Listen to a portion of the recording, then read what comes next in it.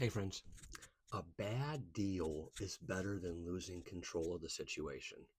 That's what Jesus is going to teach in this next little section. Matthew 5:25 and 26. He says, settle matters quickly with your adversary who is taking you to court. Do it while you're still together and on the way, or your adversary may hand you over to the judge, and the judge may hand you over to the officer, and you may be thrown into prison. Truly, I tell you, you will not get out until you've paid the last penny. See, I think this was probably more prevalent. They settled almost all disputes with the judge back in this time. Now we just put people on blast on social media, but it's the same idea. They get on there and they get blasted by people. But Jesus just says, "Hey, look, it's better for you to work things out quickly."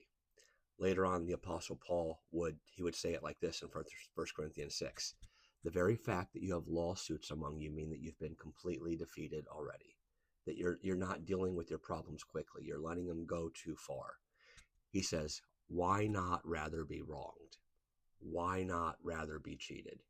See, that's a problem, right? It's a problem for me, right? Probably a problem for you too, because I'm very prideful. I want people to hear my side. I want the record to be set straight. But Paul says, don't do that, right? Jesus says, settle your matters quickly. It's better just to be wronged than to keep up your point, to keep powering forward, and to keep going, no, this is the truth. This is what's right. See, I'll tell you this. Whenever I used to coach baseball, on more than one occasion, embarrassingly, I would argue a call uh, passionately, go home and watch the video, and then realize I was actually incorrect. And I've often wondered how many times that's happened to me in real life, to where I really did think I was right, argued a point, got heated or whatever, and then ended up finding out I was dead wrong. That's what makes this so important, because whether you're right or wrong is actually insignificant. See, when Jesus died on the cross, he didn't stand up there preaching, hey, I'm actually right. He let them do it to him. Everybody who walked by Jesus hanging on the cross that day, what they thought was, that's a horrible person, because that's what you did to horrible people. You hung them. You didn't hang good people on crosses. You don't hang Jesus on a cross. Right? But Jesus didn't stand up there and defend himself. He let everyone who walked by him, everyone who was in attendance that day, except for those who knew him, right? Peter, James, John, Mary, right? Everybody else thought, this is a criminal. This is a horrible person.